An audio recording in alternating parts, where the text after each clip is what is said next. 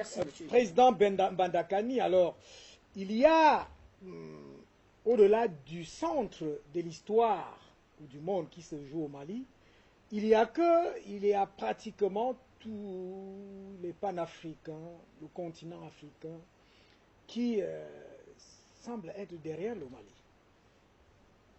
C'est en cela que le délit de la CEDEAO a servi. On dit quelque chose de malheur est bon. Vous comprenez? C'est là aujourd'hui, le Mali a derrière lui tous les peuples d'Afrique. Les peuples même des pays de la CEDEAO. On vient de citer là la Guinée-Conakry. Je dis les peuples, même au Burkina Faso, il y a des mouvements qui se préparent au Burkina Faso. Tout à fait. De la part des peuples. Les peuples africains sont derrière le Mali. Et d'ailleurs, c'est pour ça que le communiqué du Conseil des ministres finit par remercier les peuples africains. Les peuples africains, tout à fait. Donc c'est clair et c'est net. C'est un mouvement continental libéral retourné des peuples qui a une répercussion et un impact mondial. Je vous ai dit que les relations internationales vont être chamboulées par la crise malienne. Ouais. C'est clair et net. Mais de manière fondamentale, à la suite de mon ami Bertrand Tassinda, je voudrais, dire, de manière solennelle, convoquer ici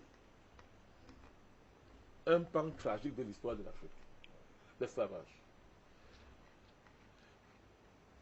qui a été reconnu comme crime contre l'humanité, ce qu'on appelle la loi Taubira en France. Mais ce crime contre l'humanité n'a pas d'auteur. Pour la première fois, il y a un crime, mais il n'y a pas d'auteur. Les auteurs ne sont pas désignés. Vous savez pourquoi? Parce que, à la faveur des manœuvres de l'Occident, manœuvres criminelles, vous avez une génération d'Africains qui a émergé et qui s'est comportée comme la CEDEAO est en train de faire. Donnant l'occasion aux Occidentaux de dire que oui, les Noirs aussi ont participé à la traite nucléaire. On n'est pas le seul. Donc dans ce cas, oui, c'est un crime contre l'humanité, mais il n'y a pas d'auteur. Eh bien, retournez. C'est grave, hein? Jusqu'aujourd'hui, la loi Taubira-Racon vante tant. Ce jeu de la CEDEAO explique cela. La loi Taubira-Racon vante tant. J'arrive là. Qu'on vante tant en France. Dit que la traite négrière est un crime contre l'humanité. C'est établi, c'est voté. Il va le tout dire. Mais il n'y a pas d'auteur. Autrement dit, si la base de cette loi est tout dit, on ne jugera personne. Il n'y a personne. Vous voyez comment? En fait, c'est une injure. C'est une insulte à l'égard de l'Afrique et des victimes de la traite négrière. Vous comprenez? Parce que c'est quoi cette loi qui constate un crime contre l'humanité, mais qui n'a pas de responsable, qui n'a pas d'auteur? Alors, cette loi-là est votée pourquoi? Elle sert à quoi? Pourquoi c'est comme ça?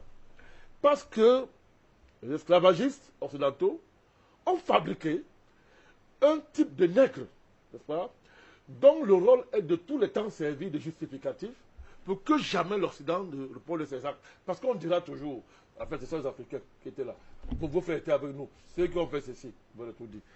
Cette longue tradition, cette vieille engeance nègre, voilà tout dit, qui a une filiation multimillénaire, et bien le tout dit, a son aboutissant historique aujourd'hui dans la CEDEAO.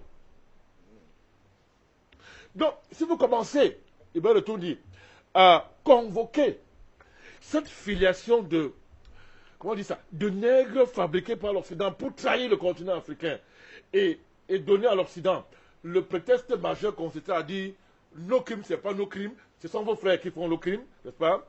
Quand vous convoquez ça, vous commencez l'origine de leur, comment on dit ça, de leur avènement dans l'histoire, depuis la traite négrière, en passant par la colonisation, par tous les combats de l'Afrique, où vous avez cette famille, cette race de nègres qui travaillent contre l'Afrique. Je suis en train de vous dire que l'aboutissement historique actuel, c'est la CEDEAO.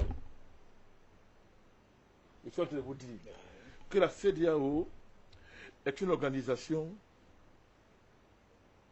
c'est-à-dire, comment je vais expliquer ça? C'est-à-dire, c'est la catastrophe du continent africain, alors où je parle. C'est une honte pour l'humanité, de tout dire. Il faut bien partir de là pour commencer Christian vous l'a dit. Je vais expliquer mon argumentaire. La CEDEAO, Hubert Otundi, est une organisation terroriste. Je démontre. Parce que ça a des conséquences quand on dit ça. Hubert Otundi, comment peut-on être terroriste et chef d'État? Je vous démontre ça. Lisez le communiqué de la CEDEAO. Dans le communiqué, il disait clairement que ce qui déstabilise la sous-région et le Mali, c'est la transition et l'absence d'élection. Moi j'aime parler, c'est-à-dire le charabia qu'ils appellent communiqué. Charabia. Charabia. C'est-à-dire, on ne peut pas juger ça pour aller aux toilettes. Ils ont écrit, ces 15 mercenaires qui se font appeler présidents ont écrit, ils ont dit que ce qui menace la transition, ce qui déstabilise la sous-région, oui. Allez lire, c'est la transition malienne et le fait qu'il n'y a pas d'élection. Le fait que la transition n'a pas respecté l'engagement qu'elle a pris, envers ce qu'ils appellent la CEDEAO, de tenir les élections au mois de février. C'est ça qui est l'élément déstabilisateur de la sous-région et du Mali. Donc, il peut tout dire. Le terrorisme n'est pas un problème pour la CEDEAO. Écoutez bien, le fait que le Burkina Faso, avec son président, c'est-à-dire que, oh mon Dieu, c'est-à-dire Kaboré, c'est-à-dire c'est un malheur pour l'Afrique d'avoir des fils comme ça qui deviennent présidents chez nous. Il faut une réflexion anthropologique et spirituelle profonde pour expliquer pourquoi on a la tête de nos pays, les gens comme Kaboré. C'est un malheur. C'est un malheur dont les causes dépassent le champ classique de la politique. Il faut convoquer la métaphysique, il faut convoquer l'anthropologie, n'est-ce pas, traditionnelle, pour expliquer comment là, qu'est-ce qu'on a fait, bon sang, au monde et au bon Dieu, pour avoir la tête de nos pays. Des gens comme Ouattara, les Kaboré et consorts. C'est-à-dire que le Burkina Faso, à l'heure actuelle, est à terre, il va tout dire. Ouais. Les militaires meurent dans ce pays tous les jours. Mais son soi-disant président, va signer un pareil communiqué. Il signe ça, il va tout dire. Il le signe. Dans lequel on a écrit, il va tout dire que... C'est qui déstabilise la sous-région. Bon sang. C'est-à-dire que Kaboré est en train de dire que son pays n'est pas attaqué.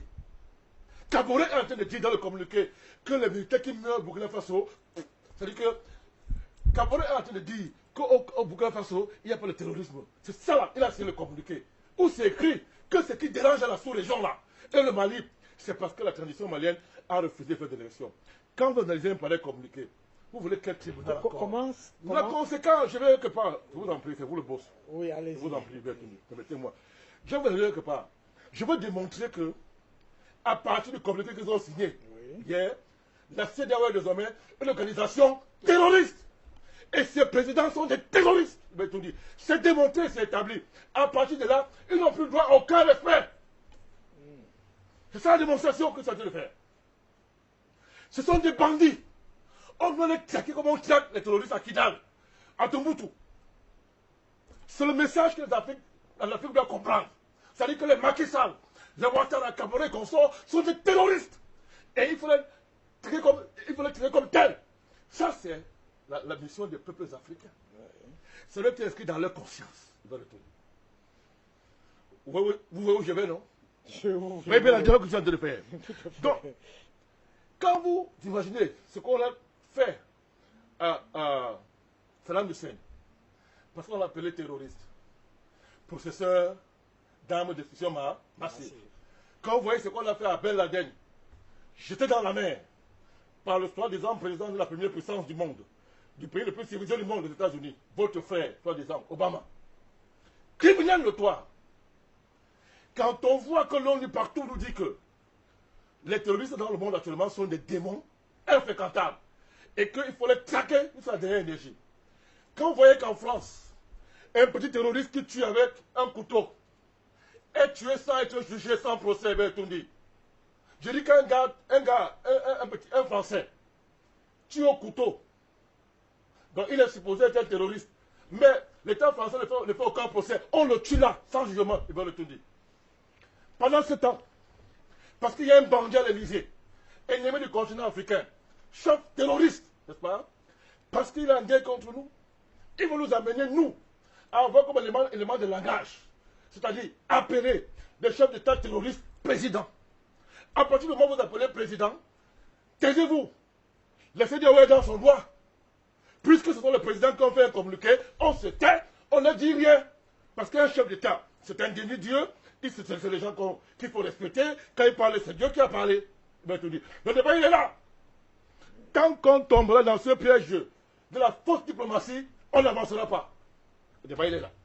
Si vous considérez Nana Akufo, vous l'appelez qui Akudou, c'est qui? Je ne connais même pas son nom, c'est tant mieux, n'est-ce pas? Vous l'appelez président. Vous appelez Kaboré président.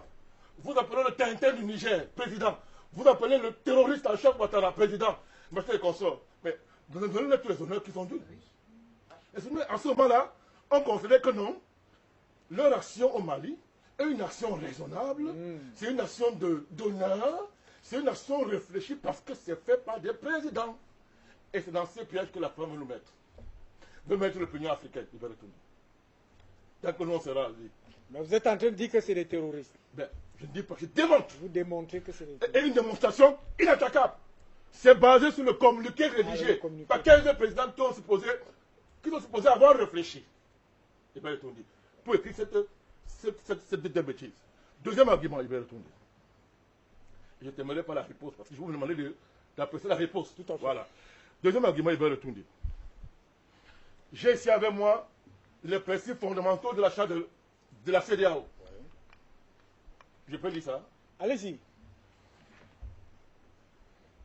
Égalité et interdépendance des États membres. Solidarité et autosuffisance collective. Coopération inter-États. Harmonisation des politiques et intégration des programmes.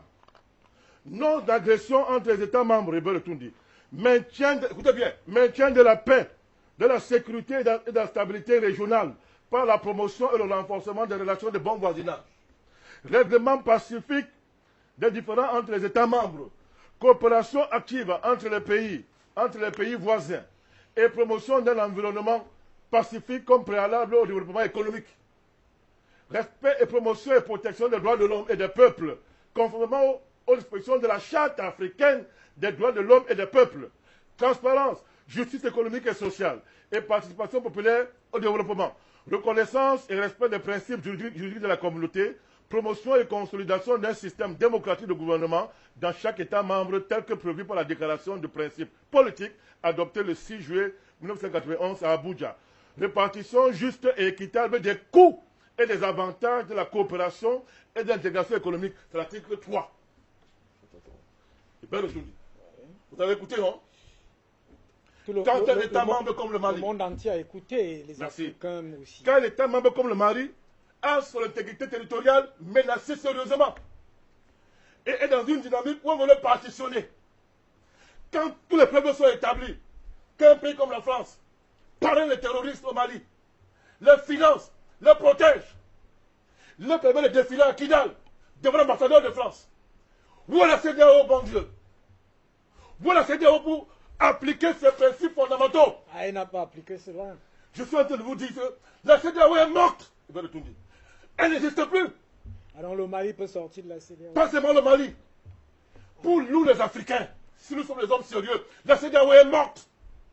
C'est une organisation criminelle. Je parle, voici la charte. J'ai lu ça devant vous. Oui. Voici sa raison d'être. Il va retourner. Comment un membre de la CEDEAO peut être attaqué? Son territoire est menacé. On veut le partitionner. Après de 80% des... La CEDEAO ne dit rien alors que sa charte demande ses principes fondamentaux. L'oblige à intervenir. L'oblige à intervenir. Être aux côtés de l'État qui est attaqué. Parlez pour le Burkina Faso. Mais quand le Burkina est dirigé par un traître pour conserver son pseudo-pouvoir, il se tait. Kaboré n'a pas d'honneur. Quand on passe à Sankara, il doit démissionner, il n'a pas d'honneur. Moi, je pas ça de lui. C'est un minable. Comme le sont tous ces présidents-là, il va le tout dire. Mais c'est de là qu'il s'agit. Je vais plus loin. Deuxième argument. Voilà. Je vais plus loin. Oui. Conformément à sa charte, oui. Le Mali est victime d'un complot international. Je démontre en 2 secondes. Les résolutions, les articles 51 et l'article 54 de la Charte des Nations Unies ont abouti aux résolutions 2100, 27 avril 2013, résolution 2164, qui donne mandat qui oblige la MINUSMA au Mali de traquer les terroristes, de les poursuivre à travers les patrouilles de longue portée. C'est même décrit dans la résolution. Elle a appliqué. Bon. Mais on a envie d'exploser ici. Quand elle arrive au Mali, la MINUSMA dit au gouvernement malien que nous sommes prêts pour combattre les terroristes. Alors que c'est mentionné. Je vous ai donné des résolutions et Et les articles qui... Les Nations Unies connaissent cela. La France, qui dirige la MINUSMA au Mali, viole ouvertement les résolutions des Nations Unies. Il va le tout dire. Devant le nez et la barbe des dirigeants de la CEDEAO. Qui oublient qu'ils ont une charte. Il va le tout dire. Deuxième élément du complot international. Vous ne pouvez pas dire plus. La France décide de transformer l'opération Serval en opération Barkhane. Oui. Elle ne consulte aucune autorité malienne. Alors que c'était pour un an. C'est pas ça un complot international? Et la CEDEAO n'avait rien dit à ce moment. La CEDEAO, qui a les lunettes intergalactiques pour traquer la transition qui ne fait pas les élections, n'a pas été en mesure de constater le complot international qui frappe un État membre de la CEDEAO. Violent ici, c'est principe. On va plus loin. La charte dit ceci. La charte dit, on convoque la prétendue charte politique et démocratique. C'est très bien. La transition malienne fait un chronogramme sur 5 ans, avec des référendums et un calendrier des élections et de Tundi. Ça c'est quoi? Quand on fait ça, c'est pour faire quoi? C'est pour aller dans ce Tata Melingue ou bien faire la démocratie? Qu'est-ce qui est plus démocratique que le même Cyprien chronogramme qui conduit le pays vers des élections? Cette fois-là, digne de ce nom, il de Tundi. La CEDEAO, le Mali, prend les résolutions des assises, n'est-ce pas, des assises nationales, envoie une équipe interministérielle à la CEDEAO et au pays voisin. La réponse, ce qu'on lui fait, il va retourner. C'est les sanctions que vous avez subies l'autre jour. C'est-à-dire, on lui déclare la guerre, il va retourner. Par la CEDEAO. Vous appelez ça organisation continentale, voilà, sous-régionale, cette affaire-là, il va retourner. Je donne encore l'autre dame, comment elle a violé 2 fois cette affaire-là. Ibn Retondi, lorsque Toumani Touré, quand Sanogo, mercenaire au service de Washington et de Paris, c'est établi là, fait son coup d'État, que fait la CEDEAO? Elle a envoyé l'ancien ministre des Affaires étrangères de Burkina, je crois que c'est Djibril Bassolé, aller entériner la démission de Toumani Touré. Bon ça, mais elle donne les leçons aujourd'hui. Elle ose parler au Mali, alors que c'est Ibeka lui-même qui a démissionné. Il est vivant. Ibeka a démissionné et a dissous son gouvernement. La tradition malienne a respecté le processus constitutionnel du pays et les lois. Ibeka a démissionné et il y a eu une cérémonie d'investiture de la transition. Vous le savez. Tout à fait. Bon, à partir de ce moment-là, il va le tout dire. J'ai envie de dire, comme dit le Premier ministre malien, la CEDEAO sol, c'est même de quoi? C'est même de quoi? C'est même de quoi il va retourner? Alors, je continue. Pour peut-être sortir, prendre les téléspectateurs et certains extraits. Je vais terminer. Si la CEDEAO, il va retourner. Si la CEDEAO voulait sanctionner, elle devrait sanctionner la France. Ah, ok. Et sanctionner l'ONU. Oh, d'accord, c'est tout le demander, n'est-ce pas? Mais elle va sanctionner le Mali. Mais en violant ses propres principes. Non. Comme vous venez de démontrer. Creusant sa tombe. Parce que ça, vous voulez que je chute par là, je vais arriver par là. Creusant sa tombe, il va retourner. Alors moi je pose 2 questions et je conclue. Il va retourner. Est-ce que la transition malienne est légitime? Pour répondre à cette question, je reviens sur ce que j'ai dit une fois ici. De Gaulle était-il légitime? Il avait été élu par qui? Y a-t-il en France plus grand homme politique que De Gaulle jusqu'aujourd'hui? De Gaulle n'aimait pas les élections. De Gaulle n'aimait pas les élections. De Gaulle disait la France c'est moi. La France c'est moi. De Gaulle, il n'y a personne d'autre. Il méprisait le Parlement. Il disait que c'était un regroupement de passions partisanes. qui rabaisse la France et rabaisse l'autorité qu'il incarne. Il ne parlait même pas au Parlement. De Gaulle. Et bien, il dit, qui a fait pour la France mieux que De Gaulle? Tous les dirigeants français élus là, ils veulent De Gaulle, la preuve, tous quand ils veulent le pouvoir, il faut le pèlerinage à Colombie, les deux églises, vous le savez. Reconnaissant par là qu'aucun d'eux ne vaut De Gaulle. Mais le plus grand homme politique français de tout le temps, le plus grand homme d'État français de tout le temps, n'a jamais été réellement élu. Et bien, le tout dit. Il a fait un coup d'État. Militaire de Saint-Denis. Il a fait un coup d'État, oui. Il a fait un coup d'État. Et son adversaire Mitterrand a écrit un livre pour dire le coup d'État permanent en France. Mais d'où vient-il qu'un tel pays? Il vient subitement amnésique par rapport à son histoire quand il s'agit de Mali. Il refuse de comprendre ce que la théorie politique occidentale enseigne à partir de la personne qu'on appelle Max Weber, que vous connaissez très bien, Oui. qui a décliné les différentes formes de la légitimité. Il en a au moins 3 ou 4. La légitimité charismatique, traditionnelle, historique et électorale, c'est bien retourné. Voilà les formes de la légitimité politique. D'où vient-il qu'en Afrique, et surtout en Afrique de l'Ouest, des présidents politiquement incultes, répétant les thèses fascistes et néo-nazis de M. Macron, imposent une conception coloniale de la légitimité. Quand on fait le bilan, Ibn Tundi, au Mali, Ibn Tundi, au Mali et dans la sous-région, le bilan de la transition malienne est largement supérieur, Ibn Tundi, au bilan de tous les régimes potentiellement élus dans la sous-région. Ce que Assimi Goïta a fait en moins d'1 an qu'il est arrivé est historiquement supérieur, Ibn Tundi.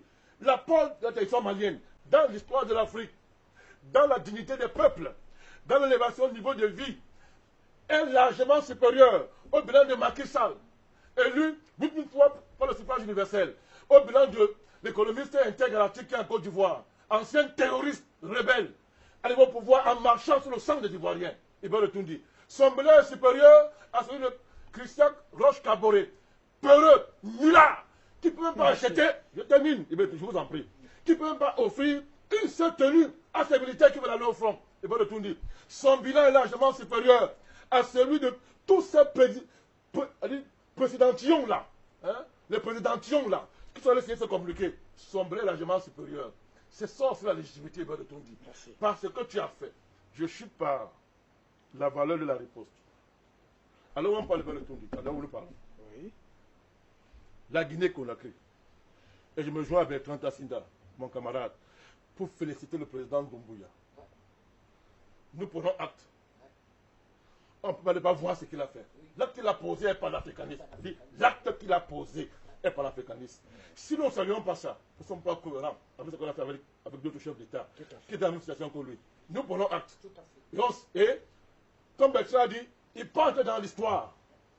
Il peut entrer dans l'histoire. La Guinée-Conakry, la Tunisie, la Mauritanie, l'Algérie, le Nigeria. Ah oui, le Nigeria, c'est vrai. Qui s'est fait représenter par un vice-président. On sait ce que ça veut dire. On sait ce que ça veut dire. Ibn Tundi sont avec le Mali. Maintenant, vous ajoutez sur le plan géopolitique la Chine et la Russie. Sur le plan régional, vous ajoutez l'Iran, la Turquie. Alors, moi, je vous pose une question. Quand vous analysez ce rapport de force-là, je vous dis alors, la CEDEAO et la France se mélanger. Allons même plus loin. La CEDEAO, le temps réuni, parce qu'on veut les effrayer. La CEDEAO, le temps, l'Union européenne n'a pas d'armée. C'est une bande de banquiers de vauriens. Alors, mélangeons tout ça. L'Union européenne, la France, l'OTAN ont les moyens de faire la guerre au Mali et la gagner. On va examiner ça tout à l'heure. Merci. Je vous remercie.